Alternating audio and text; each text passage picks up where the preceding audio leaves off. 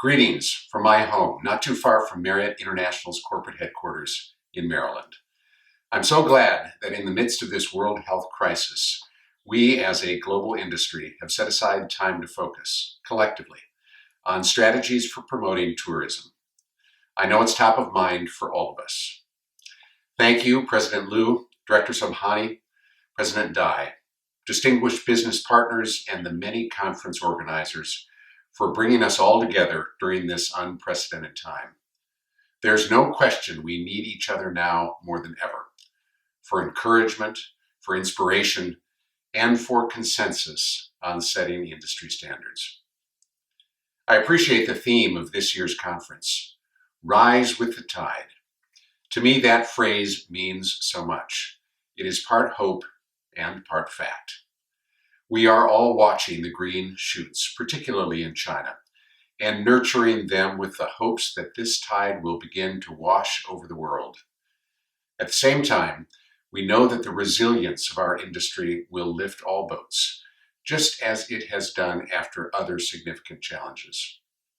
We are in this together, and forums like this one are important to growing our industry in the best of times, and vital to enabling us to work side by side during the most difficult times.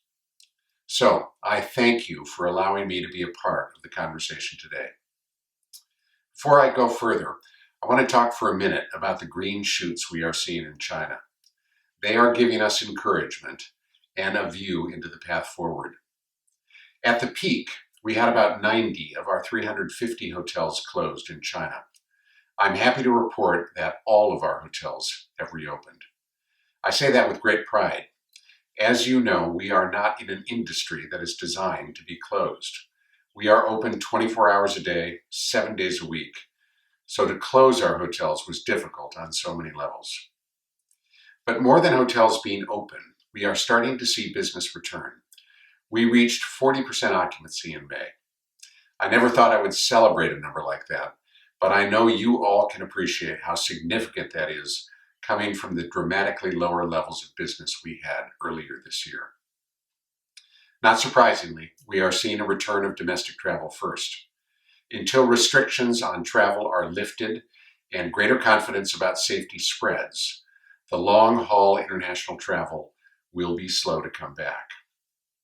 Also, probably not surprising, millennials are among the first to return to travel. I have some personal data to share on that. My 4 adult children have relocated from New York and Washington to work from home. They are all part of the millennial generation, and I can attest to the fact that there is a lot of pent-up demand in my house right now for travel. My kids are itching to get back out there and see the world. They are dreaming of travel. I'm maybe just a little dreaming of their traveling again, too. As a company, that's been around for 93 years, the last 63 in lodging. We believe that how we conduct our business, in our relationships with our associates, our hotel owners and franchisees, our guests, and the communities where we operate, is vital. That's why during this pandemic, we have focused on all of our stakeholders as we work to first weather this crisis and then emerge from it on the road to recovery. Those efforts have included an emphasis on community support in the form of charitable donations to help the treatment of COVID-19 patients and the purchase of protective equipment for epidemic control and prevention in cities in Hubei. It's also taken the form of thousands of hours of associate volunteering, a powerful way of giving back to the communities where our associates live and work. And we have been honored to be recognized for our efforts by the China Hotel Association with 3 awards honoring our charitable giving, our efforts to look after our customers with flexible policies, and a Respectable Employer and Innovative Recovery Award. We are truly humbled and grateful for this recognition. We are also joining hands with our owners as we together manage through this global crisis. At Marriott, our owner and franchise partners are facing their own unique challenges to which we need to remain responsive. We understand the near-term cash flow challenges faced by hotels, and as a result, have reduced costs and deferred investment-intensive initiatives.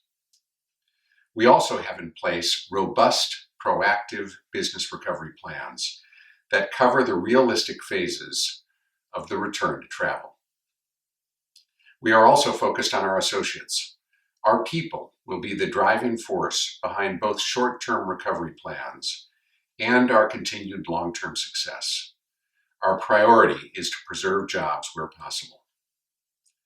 Perhaps most importantly, we have focused on being as straightforward as possible with all of our stakeholders throughout this crisis, whether in the form of letters to our guests detailing new policies and standards, video messages to our associates sharing information and providing some comfort, or owner conversations about the needs of their businesses. Our goals are simply to be transparent, available, and caring. So that's a little bit about how Marriott is grappling with this crisis. Let me spend my remaining time talking about where I believe we, as an industry, need to focus. I would note that today is the 99th day since the World Health Organization declared COVID-19 a pandemic on March 11. It feels like the longest 99 days of our collective lives. And of course, the crisis began in China well before that March 11 date. While this is a long challenge, we are emerging from it, and we can all picture a future return to global travel. Recognizing that some things will need to change, I've seen it referred to as travel in the new normal. Here are a few thoughts on how we get there. First, let's stay flexible in our operations. As an industry, I know we're all making adjustments in our cleaning, hygiene, and food and beverage protocols. We won't be able to accommodate large crowds for a while at our bigger convention hotels in the way our guests are used to, but we'll find new ways to bring people together safely. Some of us will turn to digital keys and other technology to help provide social distancing between associates and guests. Many changes are on the way. We can adjust, but at the center of what we do must be the safety of our guests and our associates. Second, let's not lose sight of the importance of travel in cultivating cultural awareness and understanding. It is through travel that we inspire new perspectives that often teach us that we have much in common, particularly in a post-pandemic world. The need for cultural understanding and coming together couldn't be more important. In hospitality, we get to play a vital role in that effort because we are in the business of welcoming all people from different backgrounds and perspectives, countries and cultures. All are welcome as guests or associates at our hotels. I and my colleagues at Marriott are 100% committed to being a voice that encourages us to get together. We know that there is much more we can do together than we could ever do apart. Finally, let's stay optimistic. I have no doubt that as it becomes safe to do so, people will travel again. China is leading the way on this. We are seeing restaurants open, and there is steady overall improvement.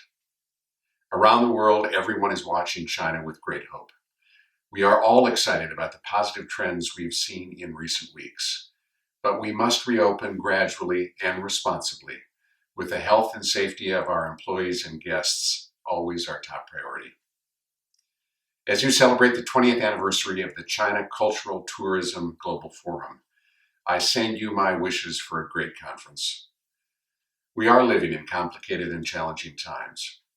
It has been encouraging to see our industry pull together, as you are doing at this forum. Working together, we will come up with new and creative ways to move our industry forward. I can't wait to see you all again. Thank you. See you soon.